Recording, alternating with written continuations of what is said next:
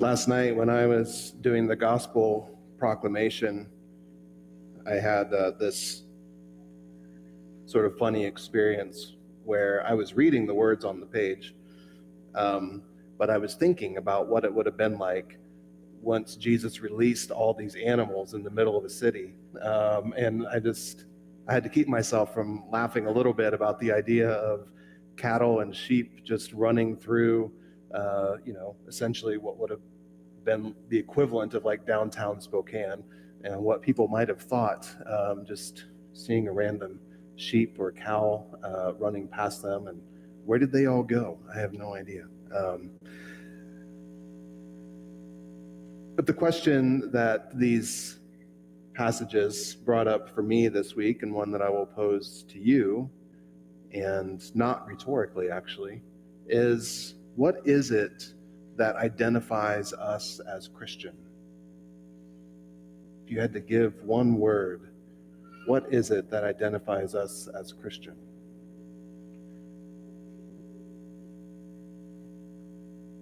It's okay. You can speak. Love, faith, following Christ. Good. You get gold stars. Last night did too. Nobody said nice. And it's often an answer that you'll hear, right? Particularly for people that are looking for holes in Christianity. You would say, well, they should be nice people, right? Does Jesus come across as very nice in this gospel passage, right? It's not always about being nice. I'm not going to stand up here and tell you to not be nice. It's generally an okay thing to be. But you hit it when you're talking about things like love and compassion and faith. These are things that are much, much deeper and much more meaningful than being nice or being good or being moral, right? And oftentimes those are some of the things that we go to, because I think that those ways of being are often more tangible, right? We know what it means to be nice versus mean, right? Those are typically pretty easy things, but to ask, what does it mean to love, particularly my enemy? What does it mean to be a person who's forgiving when somebody has hurt us or harmed us? Those are much more challenging questions. And our identity as Christians are rooted in those things. But it begins with a list of do's and don'ts. 10 simple ways of living that are not so simple, right? Once we dig into it. But the 10 commandments, the Decalogue, are something that feed our ego because it gives us a list and it gives us a series of rules that we can follow or we can break depending on where we're at in life and how we're feeling. The 10 commandments are not the end of what it means to be a person of faith, that if we just do those things, that we will be a successful person of faith, whether we're Jewish or Christian or otherwise. But they are a beginning place, and that we are called to move beyond those 10 commandments. We're called to move even beyond the other 600 that the Jewish people wrote and compiled together for governing their common life together. We're called to move into places of paradox, of incomprehensibility, and are expected to live that sort of life. How many of us are familiar with Father Richard Rohr? Some of us have read Richard. Franciscan, Catholic order. And he writes quite a bit about the ego. He's a big fan of Jung, and I would consider myself also a fan of Jung for the most part. But he talks about first and second half of life living. And we are all called to move into the second half of life, where our true self stops serving our ego, and our ego begins serving our true selves. In other words, we're able to move beyond the rules and the lists and the laws that are set up for us into an ability and a capacity to hold the complexity of truth, the complexity of love, the complexity of compassion. And in the words of Carl Jung himself, it's when we are able to experience defeat and know it as a victory. That is the kind of upside down life that Christ calls us into. That is the life of crucifixion and resurrection. That when we look at the cross, we see life. Whereas in every other realm of life, it actually means death. So how do we get to that place of moving beyond the list and the rules, the structure that feeds our ego in terms of being a person of faith, into this other space of understanding and living this idea of the crucifixion and resurrection? We started talking about this word in Advent. What helps us get to that place? You know it. Discernment, right? This is where we are as a church.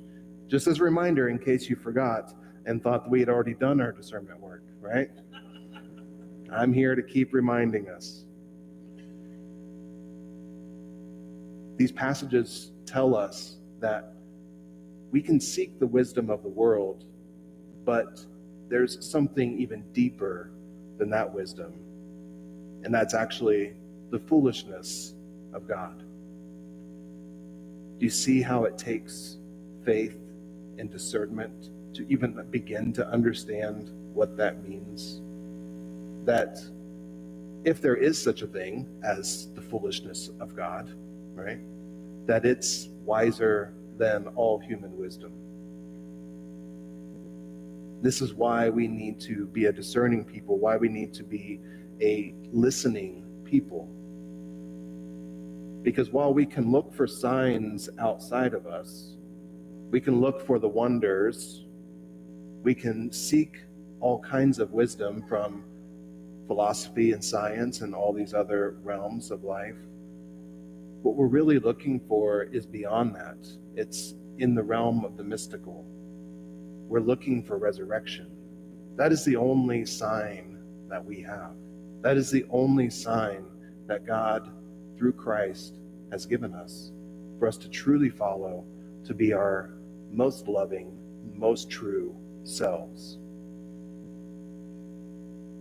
Oftentimes when we're looking for signs, we're looking for proof. We're looking for validation. We're looking for affirmation for ourselves.